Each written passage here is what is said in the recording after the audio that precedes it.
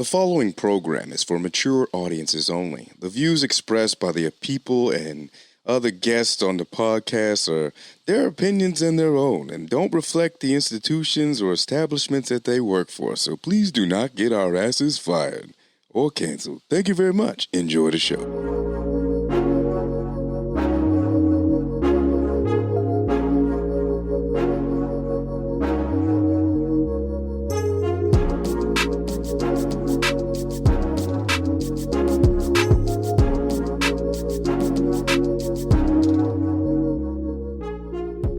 Hey, what's going on, Glad Gang? It's Jay Whitaker. Welcome to Glad You Made It podcast. Thank you so much for listening. I appreciate it. Y'all just been, keeping your boy afloat. I got some shows coming up. I'm going to be at the Riot Comedy Festival in Houston, Texas. Going to get a lot of episodes and talk to a lot of comics out there. So make sure you subscribe to the podcast because we're going to have some bangers coming. Got some more content coming your way. Let's see, April 7th and April 8th, I'm going to be at Portsmouth, New Hampshire, at McHugh's Comedy Club. Come rock with me there. I got some other gigs coming up. Make sure you follow me on the socials at It's Jay Whitaker. That's pretty much most of them, like ITSJAYWHITTAKER. That's what you need to do. It's very simple. That's ways you could simply just quickly and easily support the podcast. If you'd like to go to the Patreon and support through there, I don't have like crazy tier levels. I'm just like, you want to just rock with the podcast just to keep it going. As this podcast continues to grow, and it is growing. I appreciate the reviews. I see the numbers. I see the stats. We even had a hiatus and y'all was still rocking with me. I appreciate that. I appreciate that love. I am just overwhelmed with just the positivity, and I appreciate all the guests that I have on this show. Some of them I barely know. Some of them are near and dear, and some of them are, just from all people that I've met through my walk of life, comedy world, whether they're or some are therapists. If you have any suggestions of people that you would love to see, email us at gladyoumadeitpodcast@gmail.com. Yeah, we don't got the official, the enterprise version of it, but that's how you can support the show. Just if you want to leave a review, that's cool. But I just appreciate everybody just rocking with me. I've had a lot of cool things happening. My people from Inglewood Films, shout out to Inglewood Films, and I know we're going to have them on the show later. Shout out to the director, J.D. Allen, my boy. We dropped the trailer for my upcoming special, Jay Whitaker Unprecedented. Come on now. Filmed live in Salt Lake City. I'm so excited. If you haven't seen the trailer yet, please go to my socials. You'll see it there. Let me know what you think. We're dropping it soon. I want to drop, honestly, when this drops, I want people to share this special, share it with everybody that just like, hey, my goal is to find my audience. You know what I mean? I'm a black man that started comedy in Utah, and I'm in the military. So I'm going to have a unique time finding an audience. There's not a lot of me, baby. So, it is what it is. It ain't what it ain't. You do what you can. You do what you can't. So please continue to support, and I know I got a lot of new material coming. So I know, my goal is to do film another special at the end of this year. So I want people to have early access to it. So maybe that's the new Patreon tier. Maybe that's the format. Maybe that's the whole way we go about this. I don't know. I'm 12 years in the comedy game, and it's changing, it's evolving, and I love it. That's the best part about it. But I say this to all the people that are listening to this podcast. If you're listening to this podcast, you are either on a comedy journey, you're on a wellness journey, you're on a healing journey, or you just like the sound of my voice. I don't know. Sorry, I did that. That was probably uncomfortable for some of y'all. But I want y'all, I just want y'all to feel like you're a part of something. So I just genuinely appreciate everybody that's rocking with me. Let's get into the episode, man. This is going to be a fun one right here. I got a chance to catch up with an old comedy buddy. Started from my early days in comedy. From Idaho. He's done a wonderful job in comedy on his own, and now he's getting ready to film his special, his second special. I'm going to give you his bio, so it's like being a superhero wasn't always an ultimate dream of my boy Heath Harmison, but due to his lack of athleticism, money, and tragic backstory, he decided to bring laughter, into the world. That would be his next best thing. But he's been on Dry Bar. He's on Amazon's bestsellers list for his books, Father's Easy's Answers to Life. He's an author. He's also a TikTok sensation. Okay? He's done the Fringe Festival in Scotland. Show some love for my dog, Heath Harmison. Enjoy it.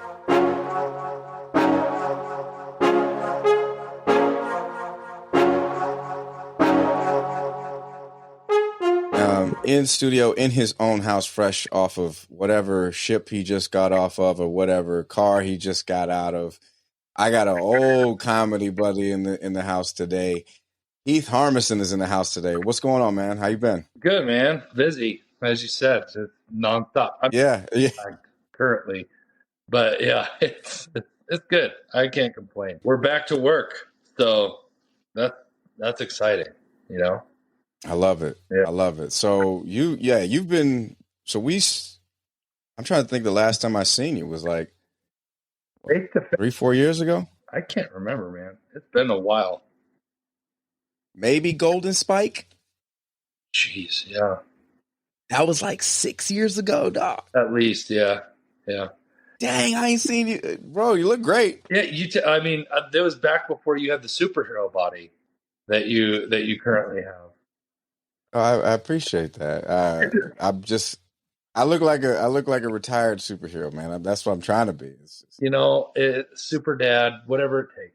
You know what I mean? That's what I try. Bro, look, I remember, so because like the first time, I've been doing comedy for about 12 years. I think it was like my first year we met at like a Rocky Mountain Laugh Off. That was forever. And I think you were wearing vests back then. I was wearing fedoras. Yeah. We were all bad choices.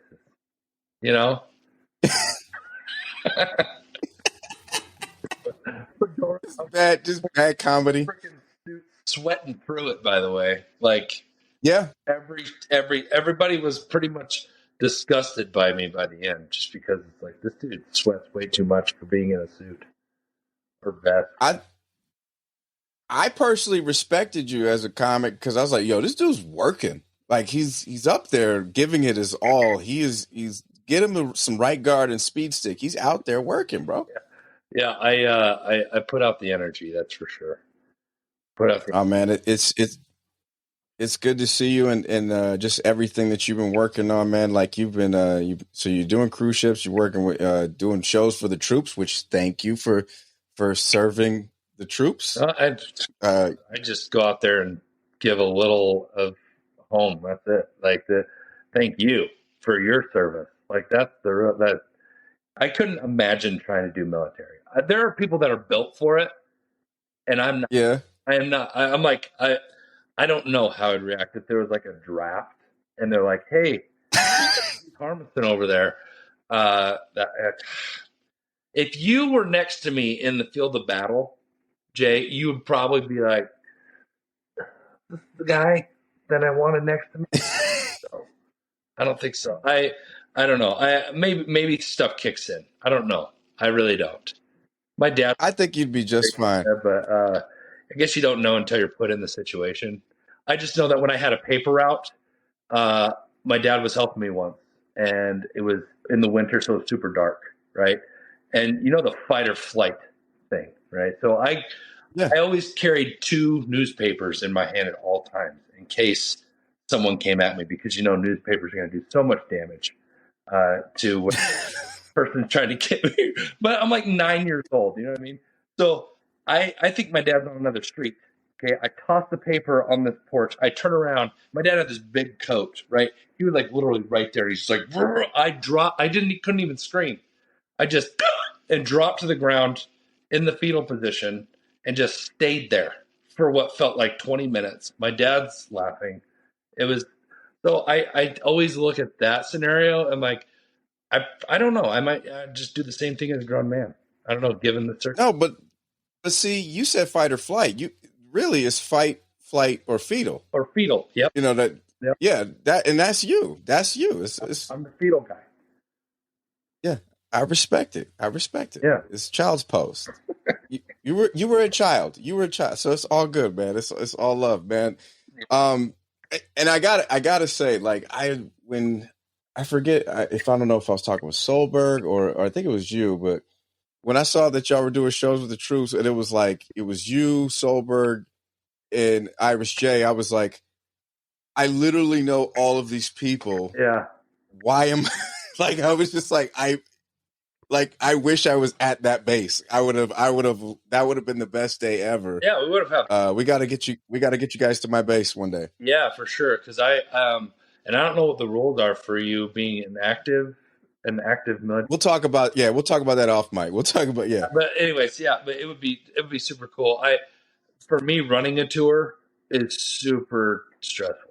Like it was one of the I don't know how you do it. stressful things I've done, and you're just dealing with other people's money, and like because the military just sends you all the money, right? They're like, they're the hotel, take care of your comics, take care of all this stuff, and it's just like, oh my gosh, like Because they got that money. yeah, yeah, yeah. So Y'all get paid 1st to the 15th. They come on time. There you go.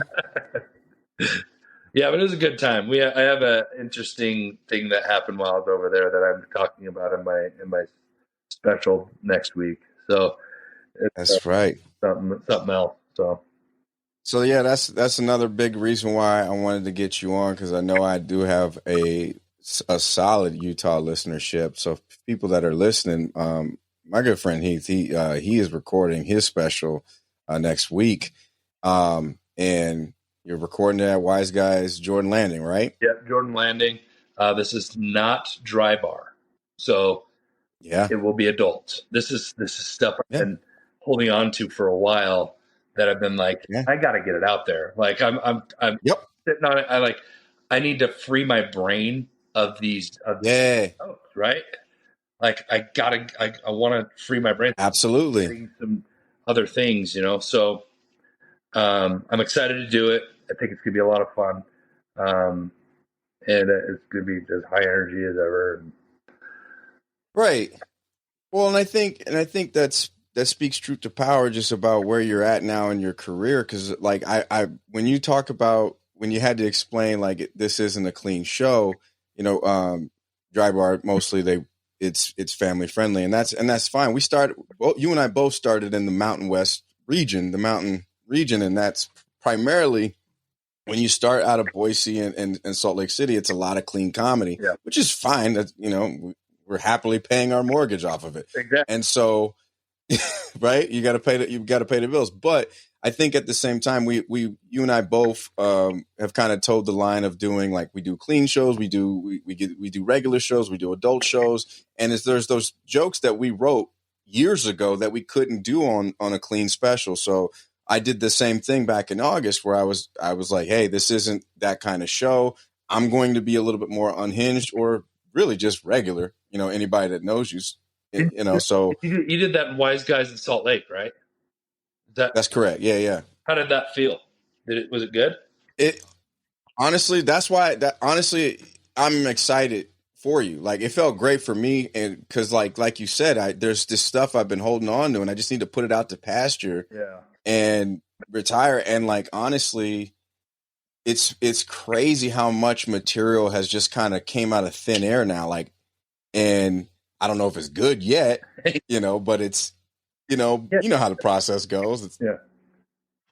But it's like it's just been so great to just kind of get that off of my chest and start fresh and start anew and then go to that next chapter. And so that's what I'm, as a friend in comedy, I'm really excited for you, man, because you've always been solid, you've always been funny as hell. So it's just like when I saw that you were promoting the special, man, I was like, hey, let's talk about it, because like I haven't seen you in a long time, but you got a great reputation, and like it's all love, bro. So I appreciate I'll just that, man. Thank you, and thank you for having me on here. 'Cause yeah, yeah.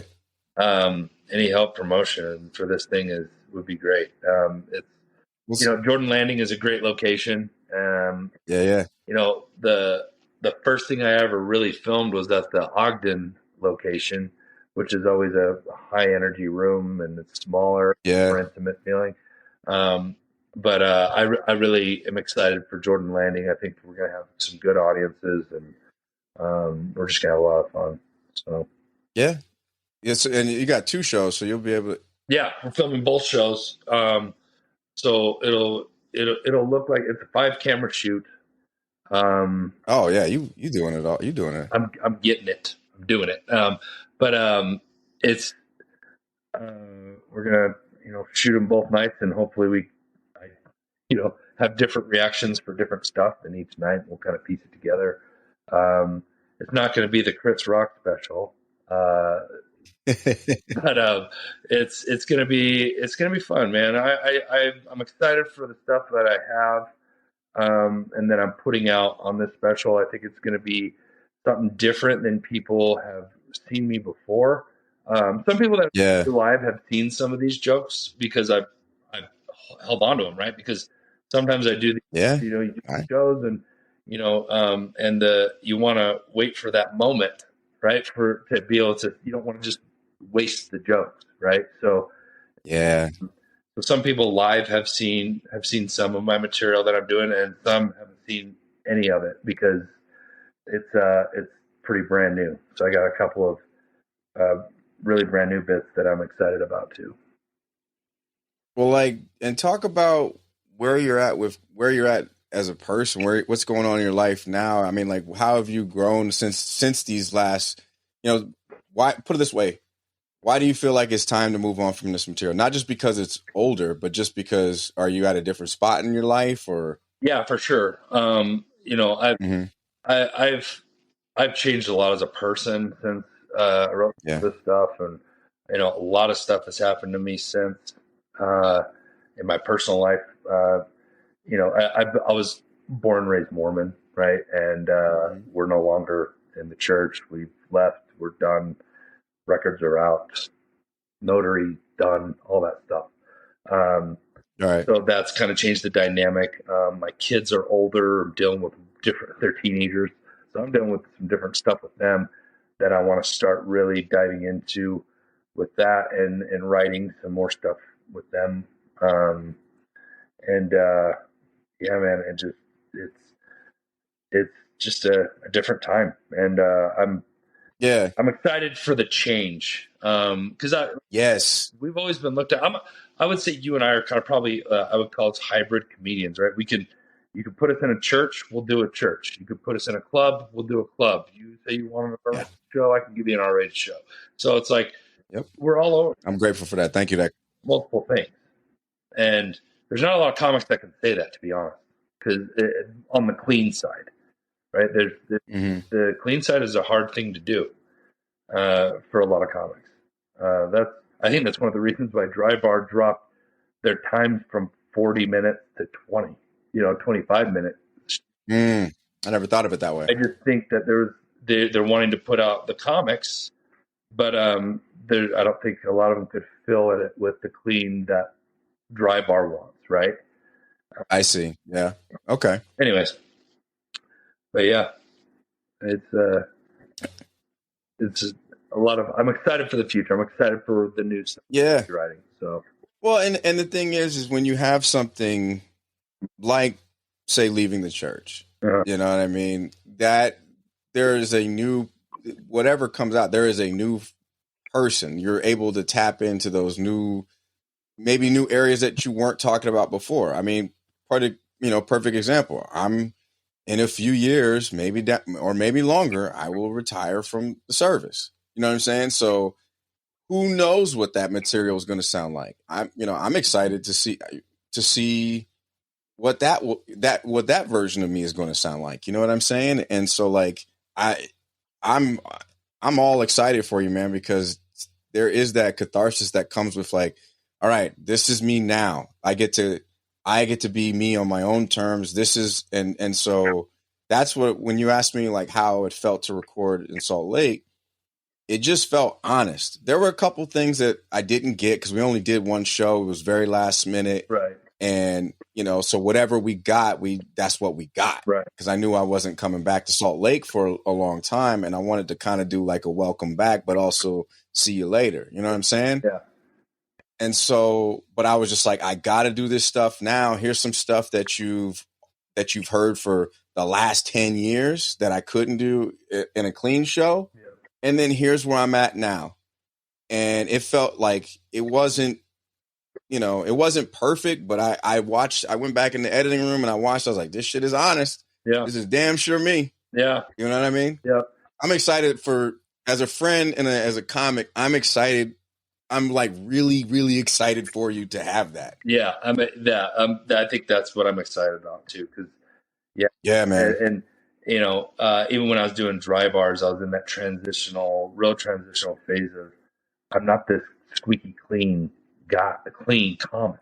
Right. Not that I can do it. It's just not my wheel anymore. That's not where my comfort zone on stage is. I be a little bit more edgy now. And it's not raunchy. I don't go raunchy. Right. Raunchy comedian. But I like to talk about more of the adult stuff. Talk about what I'm dealing with teenagers, man. You get teenagers, that naturally just changes.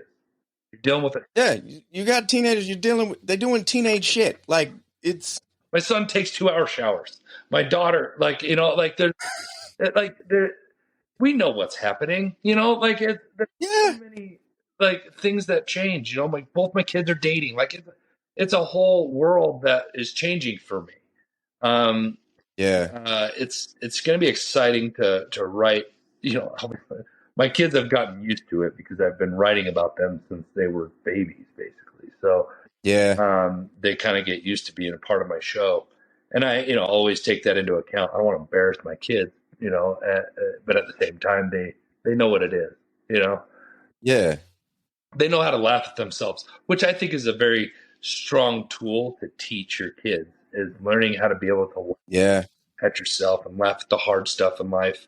Because as comics, that's our job, man. We take some of the hard things in life, bring light to them, to take out the negative energy that is attached to it, right? So some comics are better at it than others. Some will say something and it doesn't fly because they didn't say it either the right way or it triggered people or whatever it is. But I don't know. I think it's I love our job. I love what we get to do. We get to say the things that people are thinking and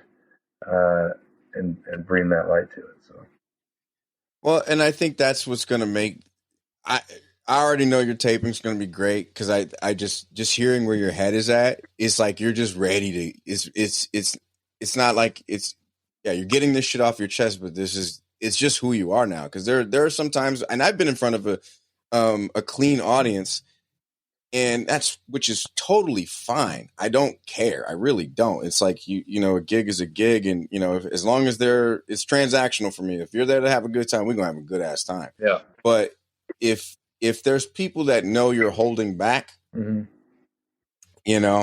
And they want to see you unhinged. And so like, I know you got a fan base out there. So it's like, my advice to you is just be in that moment.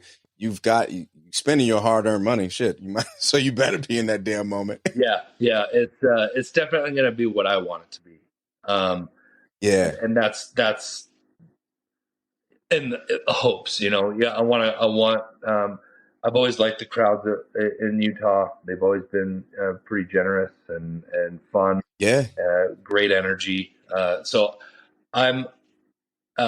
This is be one of the first times I've done a little bit more edgy show in Utah before, and it's gone over just I'm taking it a little bit to the next level on this one, and they'll be fine. I mean, there's plenty of comics that come that aren't squeaky clean, but if my fan base that is full on dry bar people fans, they're going to be shocked if they don't know it's coming. So so it's so it's just do you. Yeah. So I'll still be the nice, funny, hopefully like Yeah. I'm still going for likable. I'm not going to be an asshole here, but it's Right. more edgy stuff. So No, it was funny because I had some friends bring. I was in San Diego at Mic Drop, which highly recommend. Shout out to Mic Drop. Shout out to Hillary. That is a beautiful, wonderful club. I'm trying to work that room. That's a room I want to try and work for sure. That is a very nice room. And so some friends of mine showed up, and they brought some of their friends, and they had heard of me from Dry Bar, and they were from the church, and they were like, after they were sitting front row, they're like, "Oh, this is a different show." And I was like, "Yeah, this is a different show, baby." Yeah. It's going to be interesting because I do have a lot of, I have a big Mormon fan base, and or Christian fan base. Like I perform at church, do all that stuff. Yeah. And so I'm trying to do the best that I can to let these people know what to expect so that they don't come. Yeah. I want to give them the choice. If you want to come, come. If you don't have to. Right. So I just don't want anybody being too shocked, when they hear some language or some content that they're like, oh, this is not Man, the squeaky clean stuff I'm used to.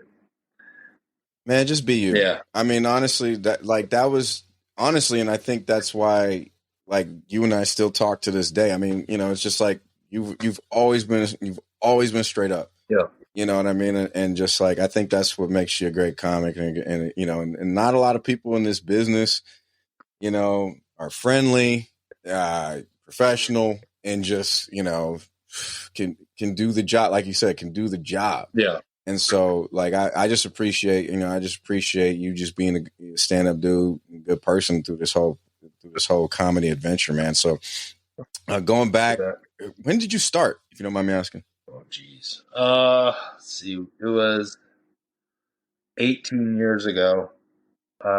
Yeah. I had gotten on stage. My story was actually pretty different. A lot of comics don't know my origin comedy story. We could turn off the mic. No. I don't. It's Okay. It's just one of those things. I was living in Twin Falls, Idaho. I was going to college to be a nurse. I was about to Okay. nursing program, and I was also the mascot of the school. And I was doing I got 2 scholarships, mascot and judo. So I was doing all sorts of stuff that way. But I had some friends that were like, "Man, you need to try this. There's this open mic at the school. You should really try to do stand-up comedy." I'm like, "Well, I've got stories I could tell, I guess, So I just go and try." Mm-hmm.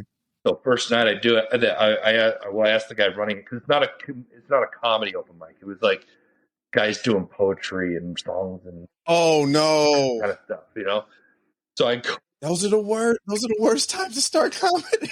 So I go to the guy running it. I'm like, "Hey, I would like to try stand-up comedy. Is that okay?" He's like, "Oh my gosh, we've never had stand-up comedy here." I'm like, "Okay." So I go. I'm nervous, like as anybody is when they try this.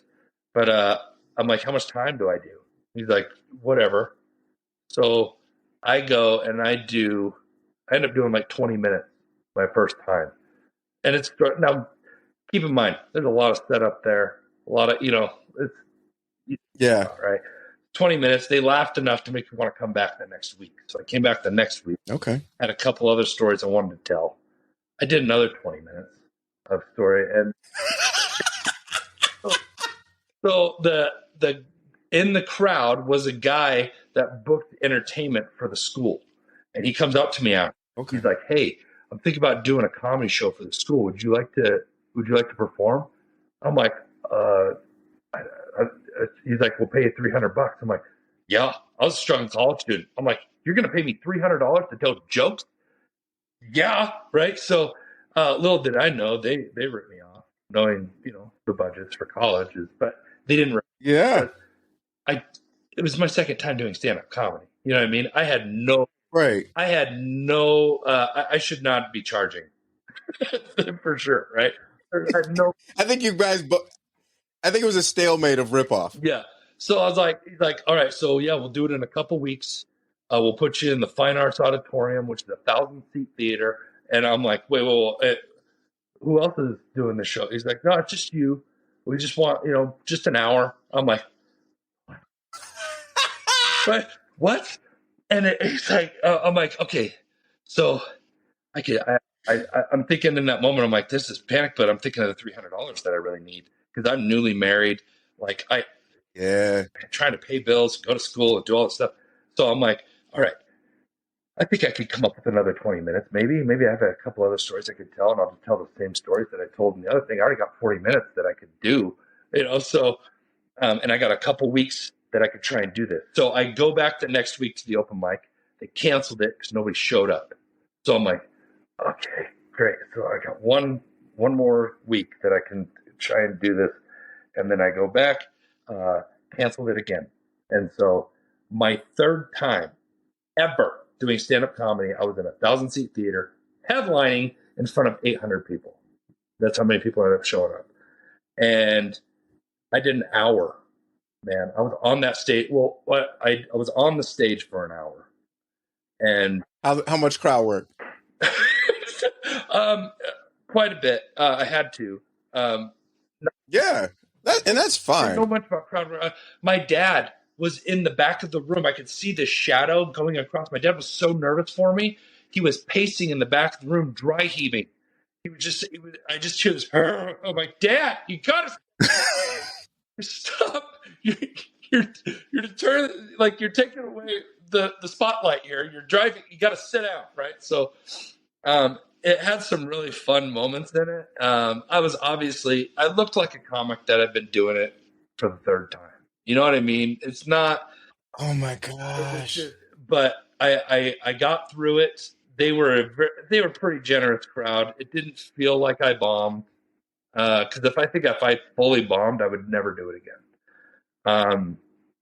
So they liked the stories enough, that made them laugh. And I'm sure there was a lot of people like, thing is almost over, or, it was. Yeah. So that was kind of where I started. What I really started is when I actually moved to Boise. Mm-hmm. Started really working at the Funny Bone Comedy Club there. And actually really got in that whole comedy club scene, other comics, learning what the stage was in actual light. Because when they first told me, okay, you get 3 minutes, I was like, 3 minutes? That's it? So that's it? That's it? Guys, I just did a theater. I apparently don't know who I am. I do theaters now. Yeah. You guys know my dry heaving dad? My dad, he travels with me wherever I go. He's the muscle. But yeah, I really started learning the craft of being a stand-up comedian when I moved to Boise, and really trying to find my voice. I mean, I'm still trying to find it. 18 years, still, we're always learning. If you're not a comedy, no matter how long you've been doing it, man, I think we can all learn from each other. Learn to be better, how we can perform and make our audiences love us more and more each time they see us. So, yeah. And once I stop learning, I might as well just quit, because I really want, for my audiences, for the people that come and pay to watch us, I think it's our duty to keep learning and try and be better. So. Well, and I think that's what makes comedy just such a fun job to have, is because your job is to make people laugh, but what comes with that is life experience, right?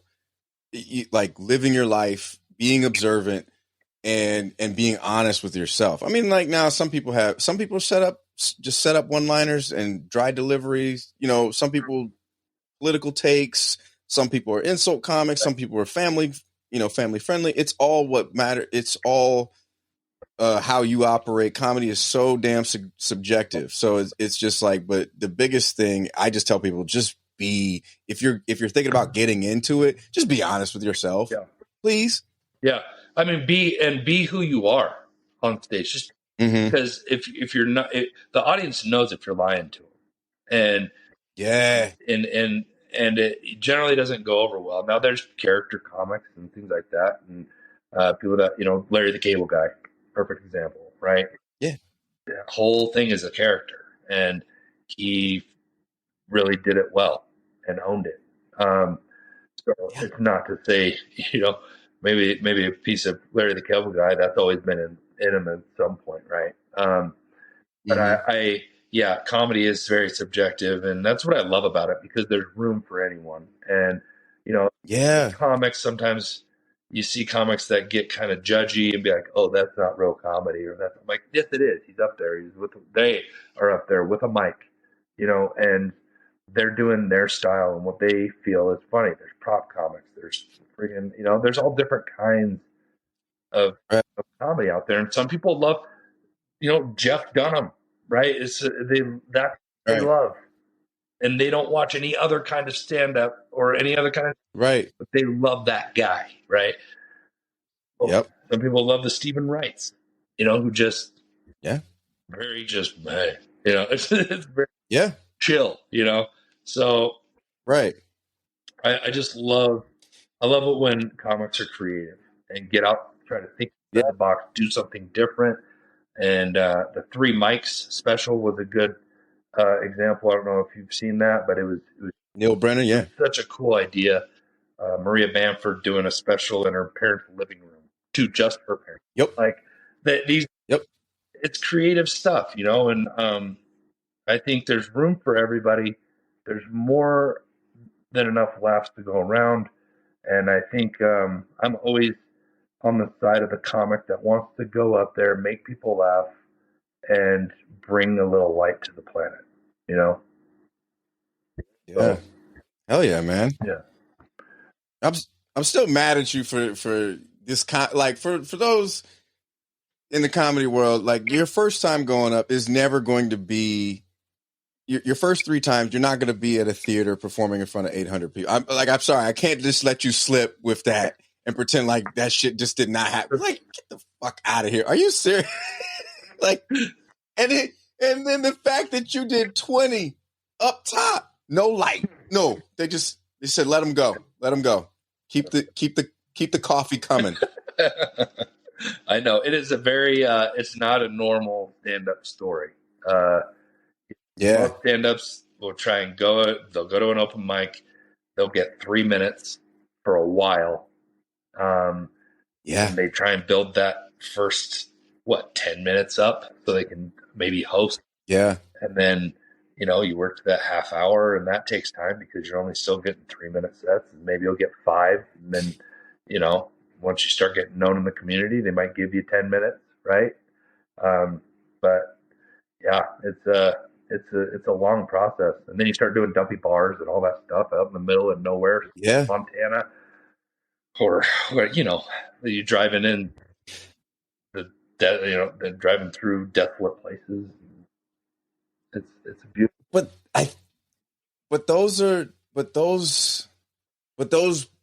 those gigs are important. They're part of the process. Oh, for sure. Yeah, that theater gig, it was good to spark something in me, I guess, but it didn't help with where I thought I was. Right, I went to Boise thinking, I did a theater. I really thought, I was like, oh man, then I come in and see how it's done, and I'm like, oh, I don't know anything about it. Right. Yeah. So, but yeah, the best thing that could have happened to me was actually the Funny Bone closing and not having a club at all. Made me force myself to get out and go to those bars, work those rooms that are hard, and they thicken your skin up, and you have to deal with the I don't know, what is it, the pine crest or pine tree in the peppermill. Is it peppermint? The one in Idaho Falls. Yeah, the worst room ever. Yeah, if you ever Northwest, like that's the room that most comics will say that's the one where I got stabbed. That's the one where something happened. They don't promote the show. They don't care. They don't. they don't shut the crowd down because it's just a bar open and people are talking, and there might be a handful of people that are there to actually watch the comedy. Yep. It was a tough room for a lot of comics. So it's a tough room. I know exactly. In Idaho Falls, it is home to one of, I don't know if it's still around, but when I did the deck up there in Idaho Falls, I talked about, like, it was like one of the last rooms I did before I moved to the East Coast, and I was just like, man, it's so good to be back in Idaho Falls at a different venue, because nice show. I've done that show. It was yeah, job. It's in like an event center type place. yeah, it's cute. It's fun. Yeah, it's a little cute place. Yeah. Yeah. I'm actually doing Rexburg next week, right before going. So I'll be doing a nice clean show before I go and do There you go. stuff I'm doing. So that'll be fun. Rexburg. Yeah, man. Oh, God, like that room though, it's, I remember I've been there like 4 times. 2 of the times I was there, fights broke out. I was, and like you said earlier, they don't promote the show, and what they do promote is that it's dancing at 10 p.m. Yeah. So you have to get off the stage by 10 p.m. because people will start trickling in. All of a sudden, you got an audience at 9:45, but they ain't there to see your ass. They there to dance to Chingy. They're there to watch booty shake and be on them. They are there to Yeah. whoever they're going to have sex with later that night. And yeah, I was there. I did it a handful of times. There was one time there was a gunshot outside, and that was terrifying. Was I with you? No. No, see, that's the thing. This might happen regularly. It's a weird place. It is a really weird place because it is super Mormon, like really like that feel, but also there's this whole other side that's just right meth and danger, you know? Right. You feel like Bryan Cranston could walk out like Heisenberg could walk out with meth, like yeah, Jesse Pinkman, yeah, like bitch, and I'm like, what is? I just yeah, it's such a weird dynamic in Idaho Falls. Yeah, it is like if they ever reboot Breaking Bad, they could do it at that bar / comedy club / lounge / Boy Scouts meeting hall. Yes, and the thing is when the deck that place, you get normal people in there, so you're like, yeah, doing a good show here. It's fun. These people are, they're drinking some, but they're not crazy. They're there for the show. That's also helpful. Right. There's a purpose, but yeah, it's. But going back to like these hard rooms, these triple runs, these things where you're driving hundreds of miles for very little money. Yeah. In these rooms that don't appreciate you as much as you think they should, and he had some good rooms. Like it's not like all of them were complete. Yeah. But right. You'd be like, okay, in a run, these 2 rooms are pretty good. These other couple might be a little hairy, Yeah. But you knew if Idaho Falls was attached to it, you're like, buckle up. This Thursday is going to get weird. Yep. Comedy on a Thursday in Idaho Falls. Everything is sad about that sentence. Everything. Yeah. Dude, I just did a show Wednesday in front of 300 children. No. Got heckled by. What age range? We're talking like between mostly like 8 to 12, 13. And okay. They were just, oh my God. They were assholes. It was a fundraiser show for baseball league, right? So was it the one that I messaged you about? Probably. I think, yeah, because I did 2 shows. One was for the like kids, family friendly, all this stuff. Was it the adult PG-13? And then the next one was the adult PG-13, which I had a lot more fun with. Right. Which is a weird way to advertise a show. Yeah, I'm sorry. It's a weird way to advertise a show. Yeah. Yes, that is the one we talked about. Yeah. So Yeah. The way they advertised it was super weird, but I was like, whatever, man. If the check clears, it clears. I don't even care. Come on.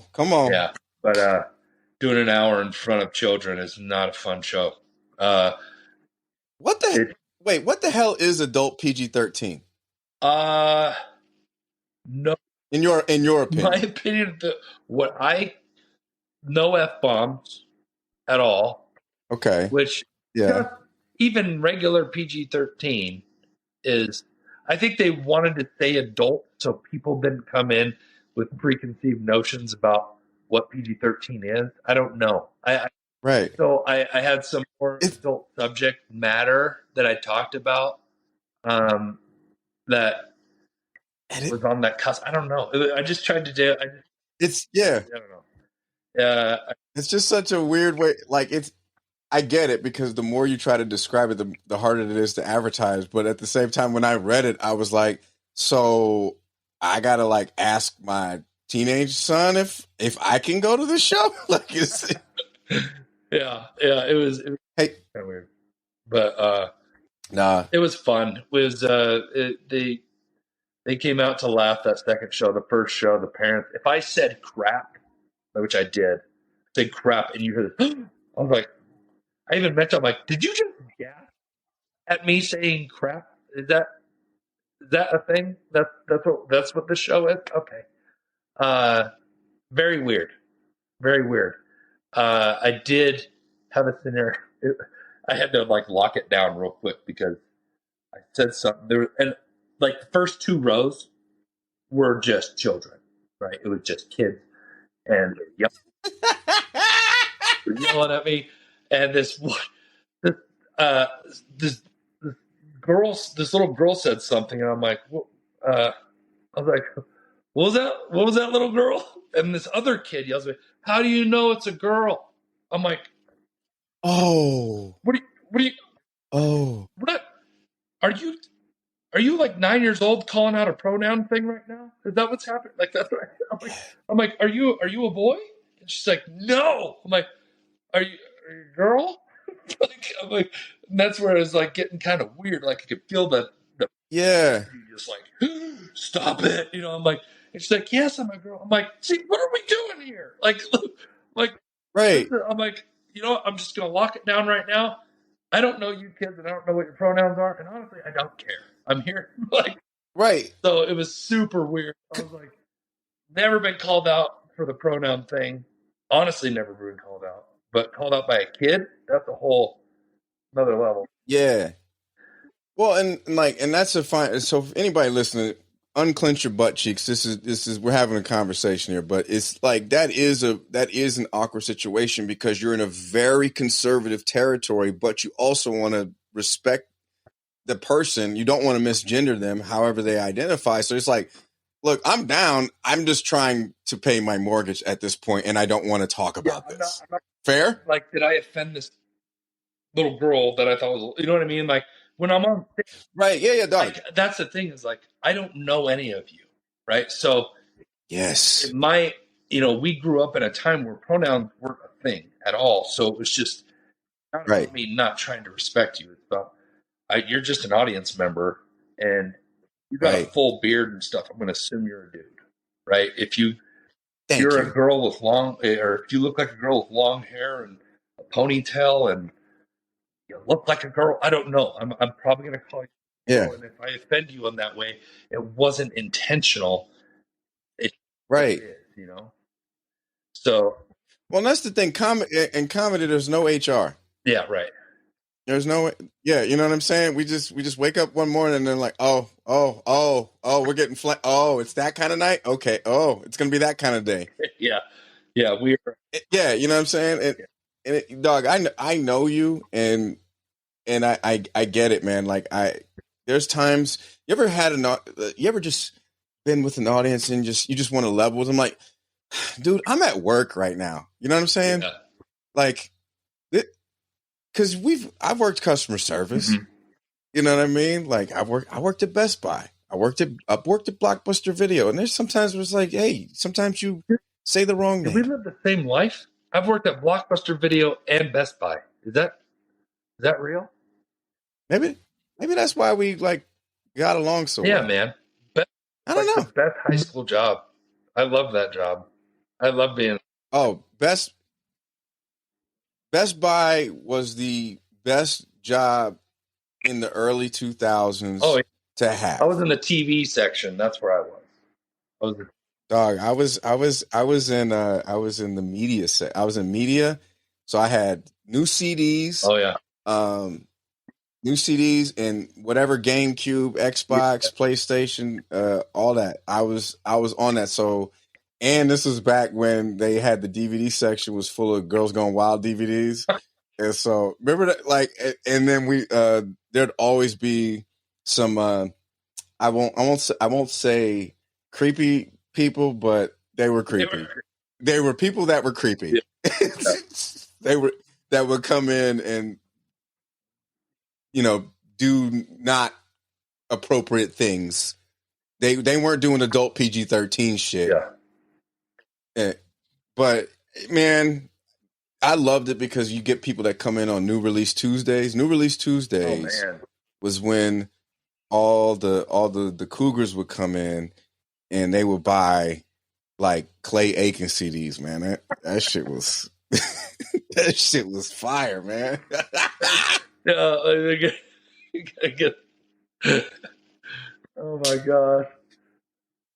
Yeah, the whole playlist. They remember the Best Buy playlist that's monthly CD. They'd give you a monthly CD of music that you could play in the store.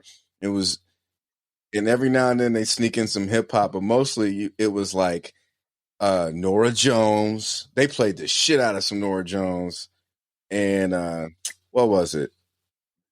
The album from Trapped with a T. God. Hoobastank, what a time to be alive. We found man. For me. It was all that. Nickelback for days. Oh, and then the Chris Gaines album, the Garth Brooks joint? Garth Brooks' alter ego. Yeah. You ever try to sell a protection plan on a plasma screen while Chris Gaines is in the background? That's some real Best Buy shit for you right there, homie. I sold 3 $10,000 TVs to Chris Gaines. Like nailed it. Like it was no, I don't know. I don't know anybody that in my store that would sell the plasmas for the $10,000 plasma TVs when those were. Do you remember when TVs were expensive? Oh, dog, man, it's like what the sorry, my dog is tripping. But like it's amazing. And then if you sold, like you felt like you was a god. You were like, oh, yeah, I got this. Yeah. Wait a minute. So I do have to ask, were you around when they were pushing Netflix on people? I think I like the streaming or the actual DVD. It just started. So when the store I was at, I love that this is not a comedy and wellness podcast anymore. This is just a Best Buy deep dive. Yeah. No, I was at the store where they because my store was in Orange County. Yeah. And I say my store. Right. Like I was at the store where Netflix started like in Southern California, I believe. And so like they were testing it out. They were giving people 2 weeks free of Netflix. You hand them this little like, here, hey, thank you so much for purchasing your GameCube. We're gonna give you 3 months of or 6 months of Entertainment Weekly and 2 free weeks of Netflix. And I was like, can I have your email address? And they were like, who the fuck do you think you are? Like flat out. I was getting yelled at. Oh my gosh, might as well ask them for their social security number. Right. And I was getting yelled at for offering them Netflix. And now they're like, now people can't live without that. Oh man. Shit. Because when you're getting you could get a maximum of 3 DVDs at a time. And, then they started doing kind of like dabbling into the streaming stuff. Or like, people are like, why would I don't even like, and there's like a couple things, it was like not like maybe a popular some movie that was out or something, but it wasn't a lot. It was really so and then they went full stream and just took down Blockbuster, Dog, dude. Like, wait. I know, which they took. Yeah, that's what I'm saying. They took out Blockbuster, which is my OG job, which I still feel salty about that. You know what I'm saying? I was part of the problem. yeah, I mean, Oregon is the only one left in the world. Shout out to Bend, Oregon, y'all. You holding it down. Yep. You can Airbnb that thing out, man. You can stay there for the night, watch movies, eat popcorn. I still think it's crazy that Netflix made a show called based on Blockbuster. Oh, That's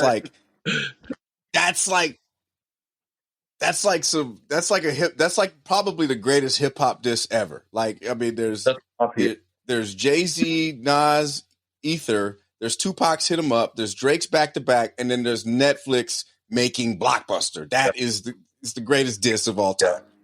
Yeah.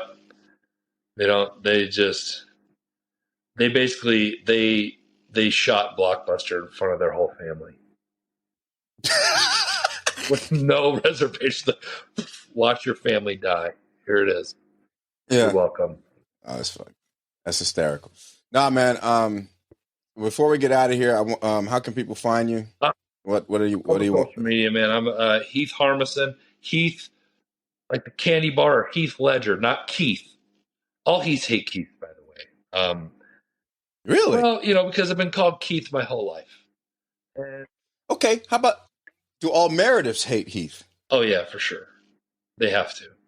Not all of them. No, I actually had a lady on a ship. I did my whole Meredith bit. And she came up to me after the show and she's like, "You're not going to believe what my name is." And I'm like, "What?" "It's Meredith, right?" She's like, "No." She hands me her CPAS card, which had her full name on it. Her name was Karen Meredith. Just a twofer, just pow. I took How pale? Take a picture of this because it is ridiculous. How pale or sunburnt was she? She had all of it because she was burnt. And oh no, she's like Reverse Blade. Got all the sunscreen, so she was super white. This candy cane looking woman. Creases in the elbows. She had she was a nice lady. She enjoyed it. And then I've ran into actual Merediths. I had a dude on a ship go and complain about me because his wife was named Meredith and he said that I was attacking his wife while on stage, and all that stuff. I'm like, so the cruise director comes up to me, he's like, "Hey, do you always just use the name Meredith in your bit?" And I'm like, "Yeah, it's always been Meredith." And he's to the point where this guy was like, I even went and talked to him, and meaning he came and talked to me after the show, which is a complete lie because people on cruise ships just want to get free shit, so they find a way to. Yeah. And so this guy was like, I told him that he offended. How dare he attack my wife verbally, by the way, on stage, and do that. And I said to him, he said that I said, it's a comedy show. You need to lighten up and get away from me. Now, would I have said that? Yes, but it didn't happen. So, right. It was just a weird thing. So, yeah, some Merediths are cool. Definitely not all of them. So, this is why I record this is why I record the audio, at least from damn near every set I ever do, in case of this happening. Because there have been times where people have thrown me under the bus, and I'm like, that's funny that you mentioned that. Here is the audio of said incident. Play. Yeah. Play. Yeah. Sure. Got you on tape, dog. You know? Who? What? Yeah. It's all right. I do gotta ask you. I specifically did something as we're recording this, I did something. I'm not a true gentleman like you are. I'm wearing a hat indoors. And do you have any comments on that real quick? Look what I got made. Oh my God. I love it. I'm leaning into this. Obviously. Yeah, you should. Okay. Can you Yeah. Backstory, because this is so he's got a hat named for those who can't see, he's got a hat with the word gentleman on it, and it's perfect. So I got to hear this, because this is interesting. Yeah. So you want me to tell this? Is that what you're saying? I mean, if you can, or if you don't mind. The short version of it all, I had I woke up one day and was like, hey, I got a show coming up. So I went on Facebook and did a live, and just to promote the show. And I had a hat on and, whatever, nothing special. Next day, I wake up to a private message from this comic who I had followed like 5 years ago. Followed him because I had seen him in a TV show when I was a kid. Right, he was an late 80s, early 90s sitcom dad. Okay, and I was like, oh, cool. He's a comic. I'll follow him and or befriend him. Never talked to the guy. Like, he accepted my membership request. Never talked to him for 5 years. That I whatever. I didn't reach out. Nothing. So he just sends me a private message and just basically says, one of these fucking guys wearing a hat all the time. No gentleman wears a hat indoors. And so I read this like, okay, so I literally respond, haha, okay. And he's like, no. Yeah, So he's like, no, seriously, what are you, 12? I'm like, no, I'm like, he caught me on a day. You know what I mean? Yeah. Wait. Some days you'll just be like, okay, I don't need this. That day I was ready. I was like, so I just straight up was like, who the fuck are you to tell me anything, man? I don't know you. You don't know me. Why are you coming at me like this? Who am I? I'm the guy who has had dinner with rock stars and political giants and been invited to the Playboy Mansion numerous times. And I'm like, before this, I think he said, like, no self-respecting man wears a hat indoors. A gentleman just does not wear a hat indoors. And I'm seriously, like, I'm kind of like, this guy for real? Like, yeah, it's, it is weird. And then I was like, well, you using references as hanging out with rock stars, political giants, and the Playboy Mansion as ways to call yourself a gentleman, you've already lost the argument. Like, this is not. Yeah, these aren't great references. You know what I'm saying?